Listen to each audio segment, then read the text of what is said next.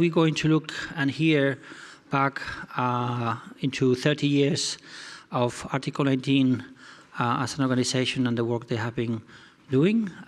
Without any further ado, the panel is going to be chaired by Joe Glanville, who is the former director of Englishman. Thank you very much. We're going to spend the next 35 minutes looking at the key trends and changes over the past 30 years with the current director, 2 former directors and a former board member, all of whom are experts in the field.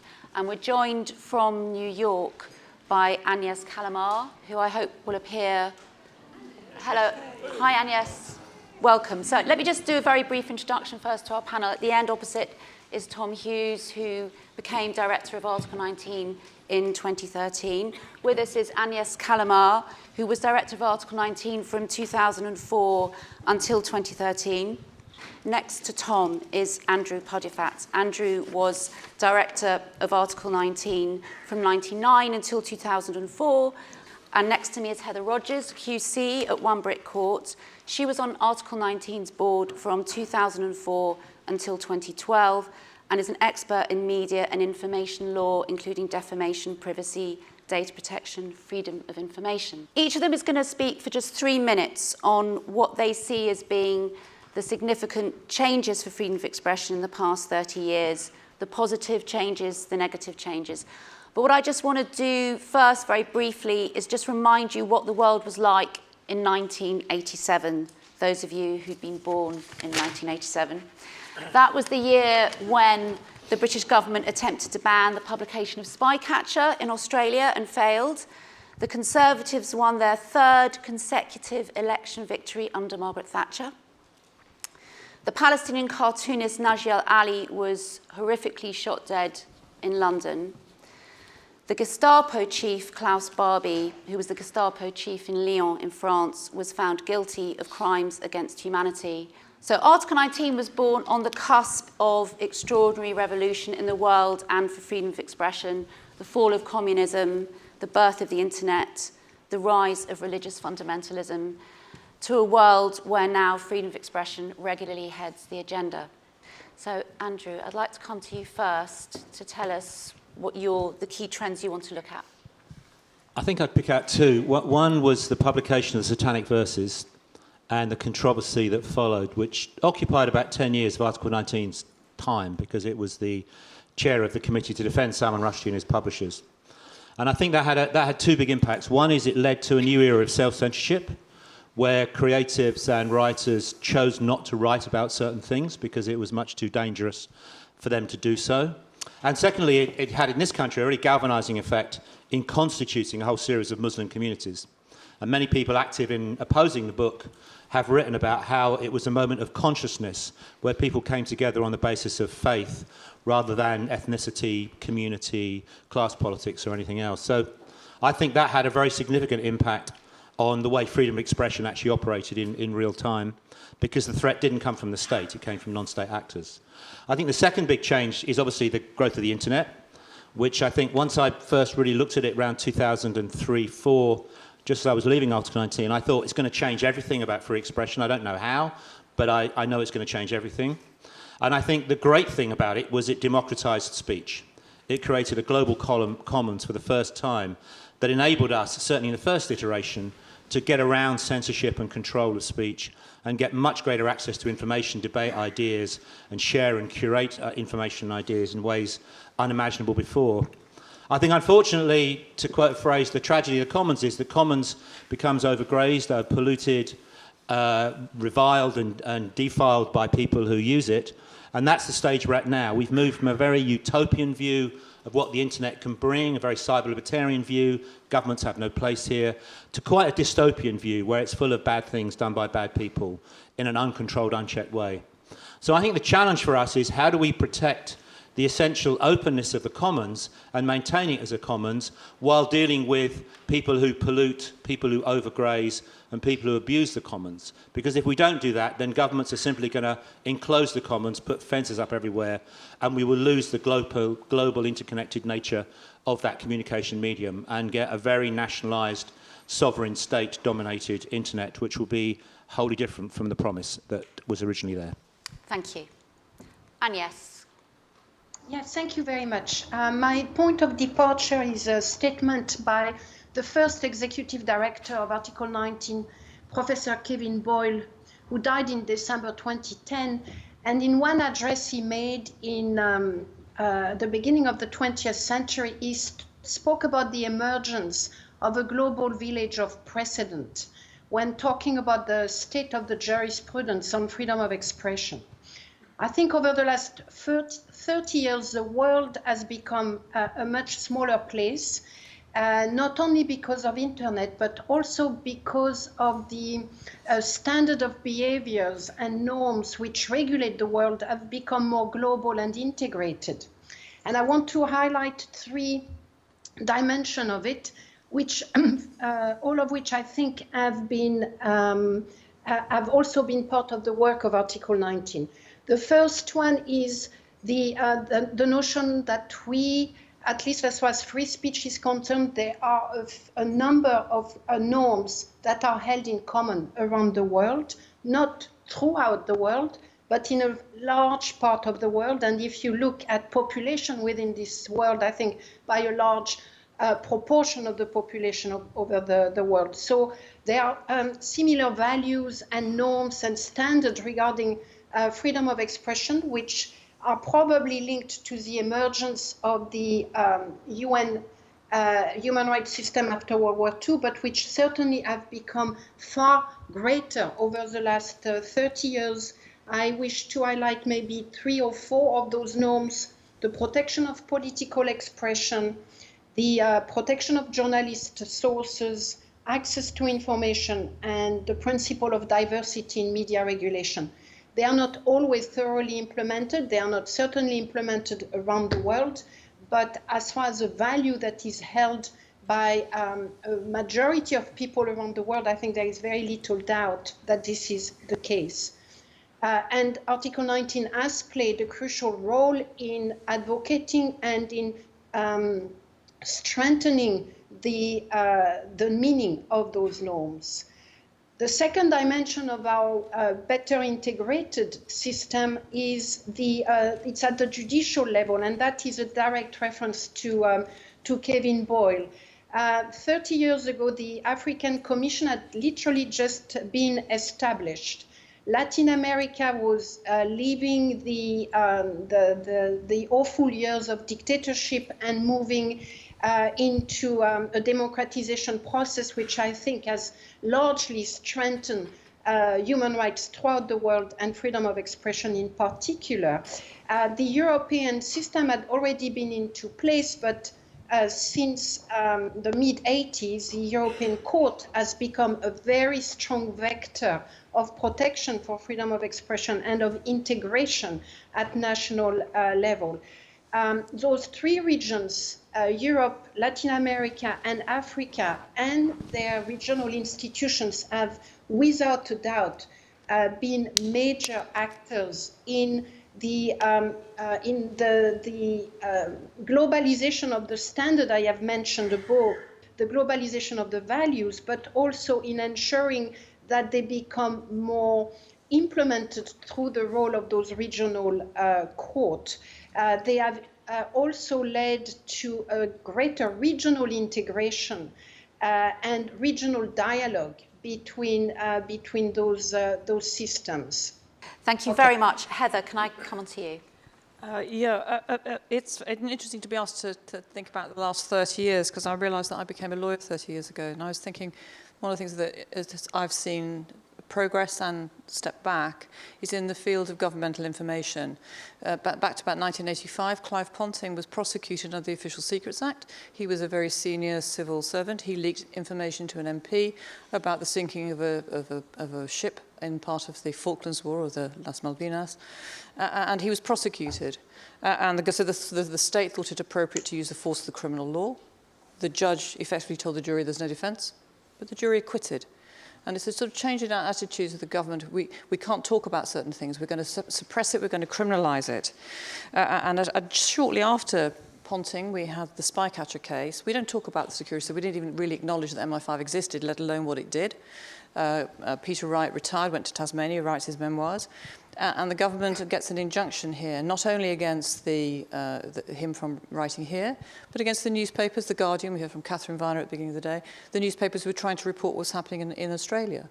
And even though the book was later published in America, so you could go to the USA and buy a copy, if you came back to England, you could bring it back in, but it couldn't be published here. It seems like nonsense now in the world of the internet. This is all pre-internet.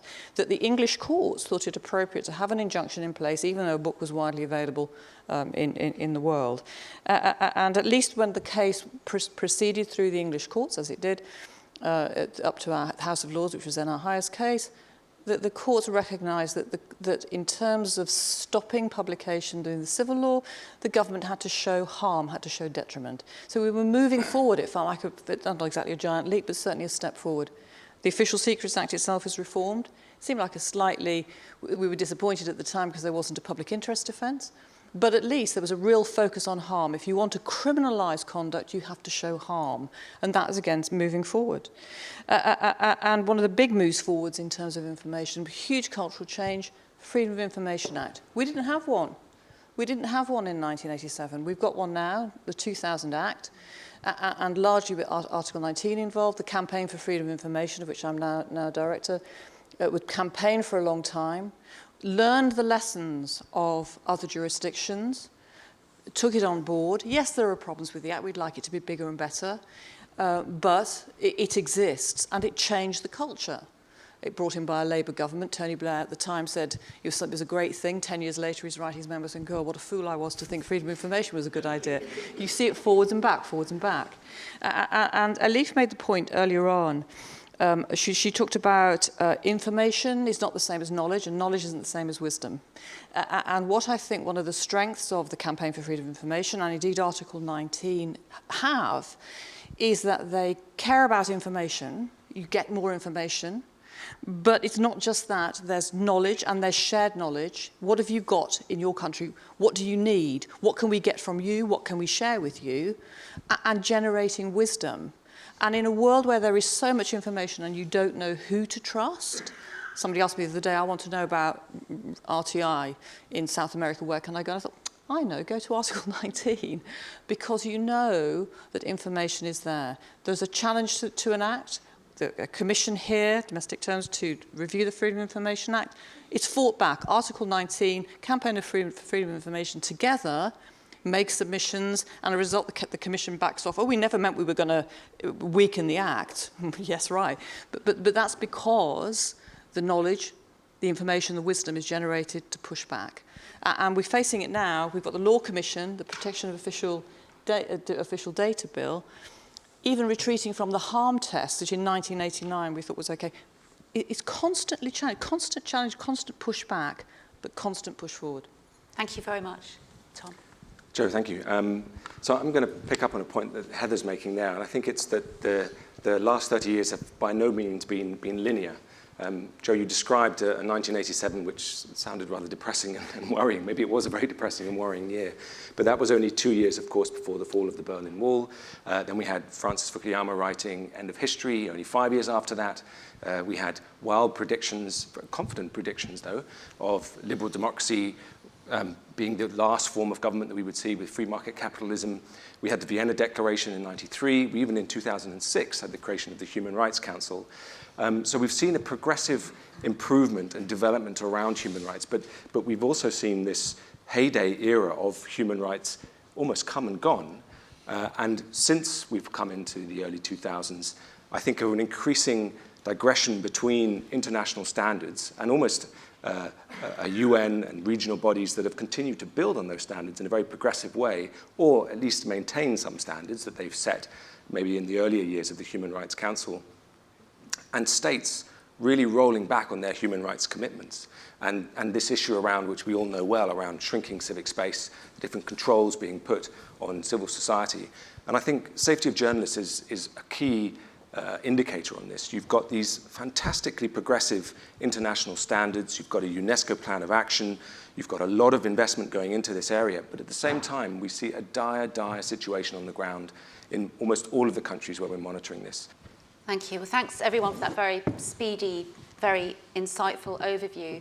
We're going to discuss some of those points in more detail, but first I just want to look specifically at the history of Article 19 and how Article 19 has changed over this generation to tackle these extraordinary challenges. When it was founded, Article 19 was originally the brainchild of an American entrepreneur, philanthropist and civil rights activist called John Roderick MacArthur. And what he wanted was an international NGO that would take a human rights and campaigning approach over censorship, much as Amnesty International was doing for prisoners of conscience. MacArthur died in 1984, very sadly, and it was his children who took up the vision that would eventually become Article 19. As Agnes has said, Kevin Boyle was the founding director, and he died very sadly in 2010. Francis de Souza succeeded him as director. So I think the thing I'm interested in looking at first, and maybe Andrew and Agnes, you might be able to cast more light on how the change happened, but with MacArthur's original vision being for this campaigning free speech version of Amnesty, if I've understood it right, to Article 19 then moving on to be an organisation that still works on the ground but has this very high level engagement with policy and with shaping international standards. Is it possible to actually sort of pinpoint the moment that shift began? When I arrived at Article 19, there was a lot of focus on the Salman Rushdie campaign, which was just winding down. The agreement had just been reached with the Iranian government that they essentially wouldn't send official assassins after him. He'd be at risk from private actors, but not from state-sponsored assassination. And so that enabled him to start to live a relatively ordinary life. But alongside that, the organisation had also begun to explore the importance of free expression as a social and economic right, or an underpinning of social and economic development. They were very influenced by Amartya Sen's work on famine and on some of the new work at the time about the impact of the Great Leap Forward, how the scale of the famine in China had never been known even to the communist authorities themselves because it had been covered up for fear of the impact on the policy. And so they were beginning to develop work in Africa, Asia, parts of Latin America, taking very much a developmental view of free expression. And then influenced by some work done by a predecessor of his, a woman called Sandy Colliver, who then went on to work for OSF in the States, Toby Mendel, the head of the Law Department, began to be systematically develop a more standard-setting approach to particular issues. So whether it was, national security or content regulation, whatever the issues might be, to develop what would be a human rights standard applied to this particular issue as far as it impacted free expression. He began to work with the UN Special Rapporteurs. We began to work with convenings of panels of experts. And I think from that emerged when I was the director, what seemed to me a very unique piece of the Article 19 USP in relation to all the other free expression organisations was this focus on standard setting and standard development and norm setting. And I think that's what has made Article 19 a very unique and strong voice in the world. Thank you. And Agnes, when you then came on after Andrew, the global expansion and approach was key. Yes, I think the first point we may wish to highlight is that Kevin Boyle himself was very keen to strengthen the policies and standard dimension of the work of Article 19. From day one, Article 19 was very much an organization focusing on legal and policy development. And it was also one that approached freedom of expression not from a First Amendment standpoint, and that's where it probably went against the wishes of its initial donor, but it always looked at it from a the balancing right perspective. And I think this has been the norm throughout its last 30 years existence and set the organization apart. It's not an absolutist organization. As far as freedom of expression is concerned, it always locates free speech within a bigger context. And I think Andrew highlighted that very well right now in his response.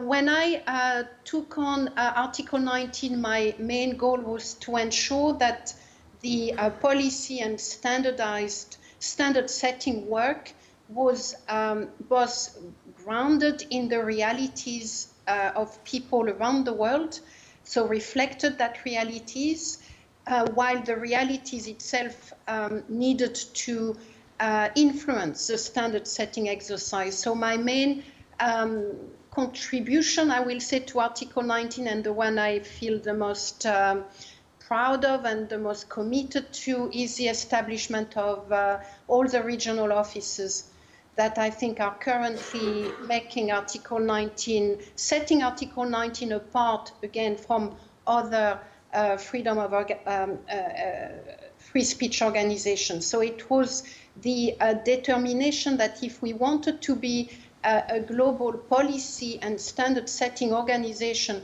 we needed to be far more diverse in both our makeup, but also in where we work and how we work. It was through that process, that reflection, that we established Article 19 Mexico, Article 19 Brazil, Kenya, Article 19 in Bangladesh, of course in Senegal, and later on in Tunis and Burma at the time. Thanks, Agnes. And it's a shame that you weren't able to be with us this morning, because you will have seen those centres talking about their work and presenting extraordinary evidence of their achievements, as well as the really appalling challenges that they're all facing.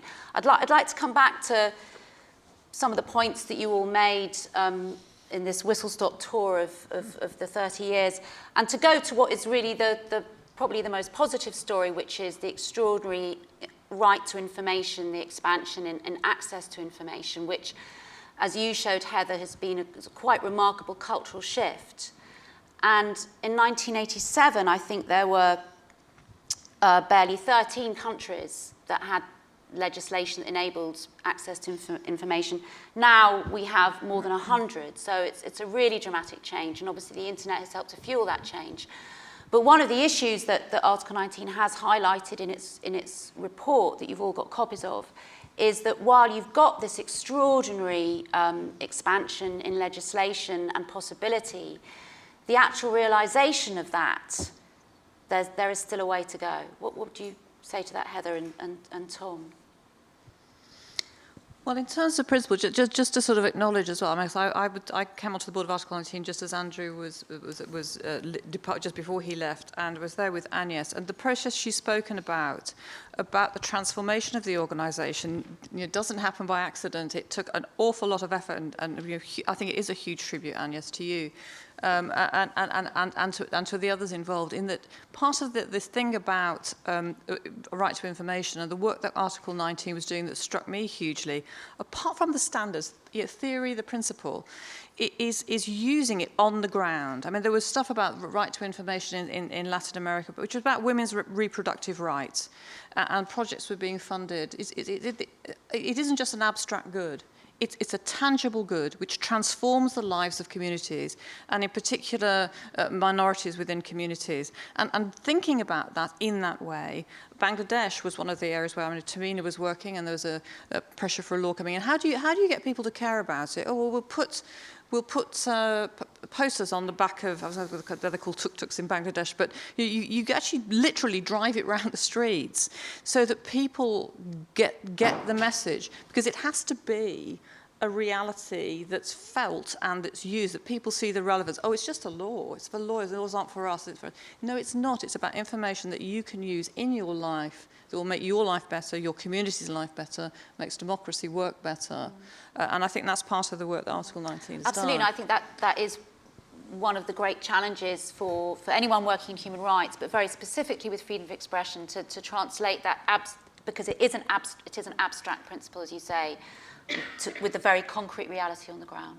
Yes. I mean, and my answer to that, other than the fact that we have 119 countries, so there's still some more to go in terms of right to information legislation, but is unfortunately, rather boring programmatic kind of answer, which is that how do you take a human rights organization and translate the work that it does in a programmatic sense to give deliverables on the ground? And that is a huge cultural shift for an organization to take, as well as it requires the formation of new partnerships with organizations that are already specialized in those particular areas. If you want to translate and use information in water or in health or in education or in environment. So it's a whole new body of work.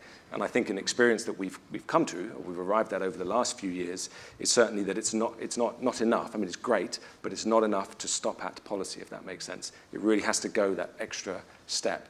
And that we are often sometimes not the right actor to take that step. We need to find the partners who are. Let's move to the question of the internet, which actually sort of really puts in a neat and troubling circle the issue that freedom of expression, the principle we all want to stand up for, the principle that we're all here for today, but yet the internet has unleashed what I think you used the word pollution, Andrew. Pollution and overgrazing, yeah. So how can, obviously this is for Article 19 and for others working in this area, this is the biggest challenge really, isn't it? Yeah, I think there are two real big challenges. One is security, human security online.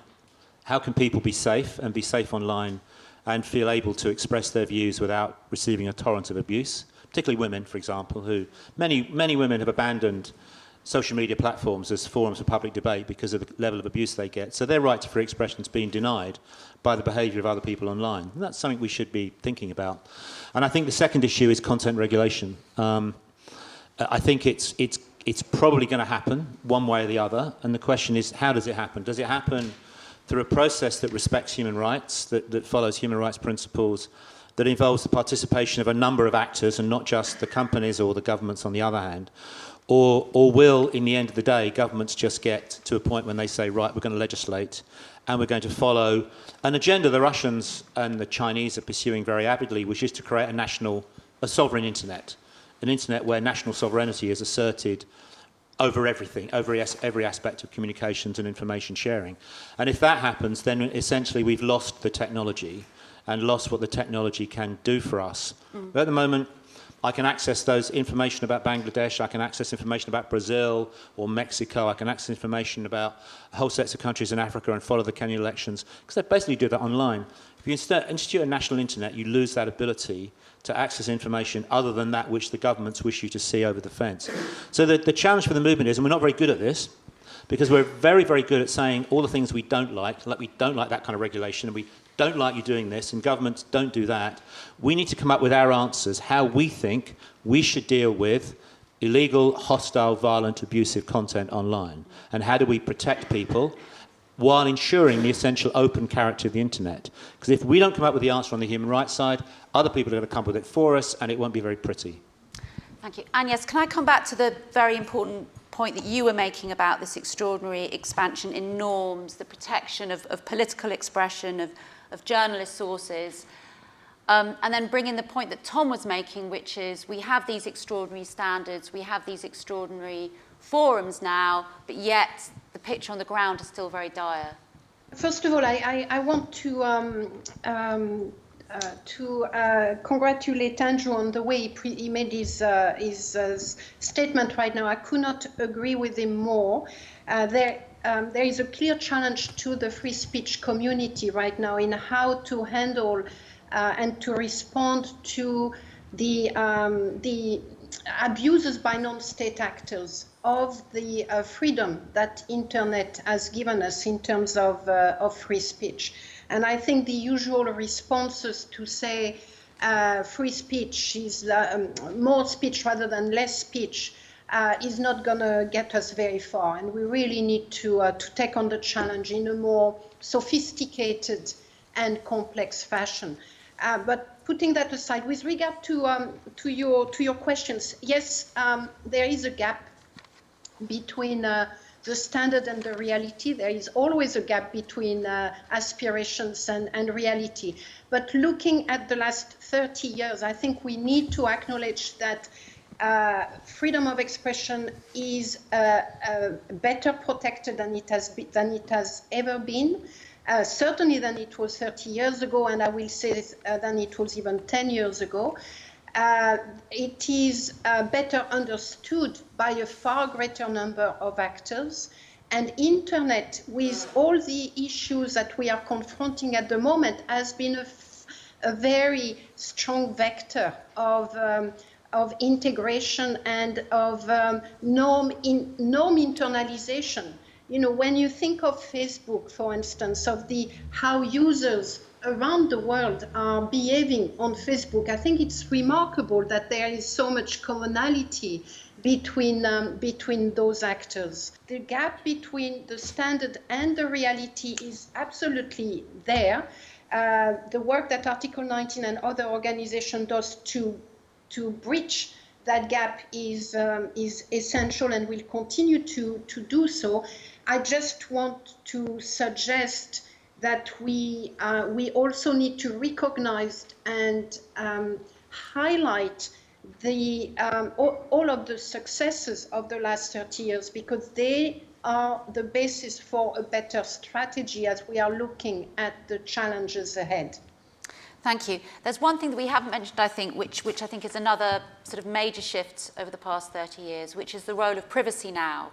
That privacy and freedom of expression were often very uncomfortable in their relationship with each other, and now privacy has become a necessary condition for freedom of expression. And obviously, the threat of unprecedented surveillance now on our communications, the extent to which private companies have access to our information. But I'm wondering at the moment, given the focus on national security, Tom, whether you think the tide is currently against free speech advocates in this respect. I wouldn't say necessarily. Can I also go back to this point? Because I think there's a very interesting link here as well, which is that on the question of content regulation in the digital era, is that some of those success stories of the past, such as self-regulatory models for print media, are not obsolete necessarily looking towards the future. And I think there is the opportunity to use and build on standards and models that have already been widely adopted around the world and see how they apply to the technology field. So, and the other obvious point is that digital disruption happens at an exponentially faster rate, and whilst the regulatory system we may have had a decade to get in place 30 years ago, we probably have got, I don't know, 18, 24 months to get something in place before state regulation really becomes much more, in fact it's already starting in countries like Germany, but much more thorough and universal. Privacy and freedom of expression. No, I mean, there are new challenges, of course, but I wouldn't necessarily say that one of the key threats, of course, rests in that issue around national security and countering violent extremism and radicalization, also set against this issue around people wanting to be protected from offensive speech and misinformation and fake news. But I think when looked at, obviously the two are mutually reinforcing. It's just that at the moment, they're very often pitched as being opposite ends of the poles. Thank you. We are almost out of time, but I just wanted to ask you if you feel moved to answer this question. If you have a hope or a vision for the next 30 years, what would it be? I would like a world in which every single pentafoil, for those of you who weren't here in the morning, you have no idea what I'm talking about, every single pentafoil... Sounds like a high-speed jet. Yeah, every single pentafoil is full. An open and interconnected global communication medium where people are safe and feel safe to express their views. Thank you. If I had a single wish, it would be that we are not celebrating or counting, celebrating the lives of people who've lost their lives in defence of freedom of expression, and rather that we can celebrate the lives and that the campaigning can go on without people being murdered. And so it was, but I suspect that is a dream beyond realisation, but we've got to hope for something. And yes. For the digital divide to be broken so that everybody in the world can have access to this fantastic instrument, which is also a major tool for the realization of a range of other rights. So everybody should be online around the world. That's my dream. And the gaps between our aspirations as a community and the realities of people, particularly more vulnerable and poor people on the ground in terms of their freedom of expression, for that gap to be also bridged and for the rights to be realized. Thank you, Agnes. Thank you very much for joining us from New York. Thanks to Tom, Andrew and Heather. Thanks to all of you.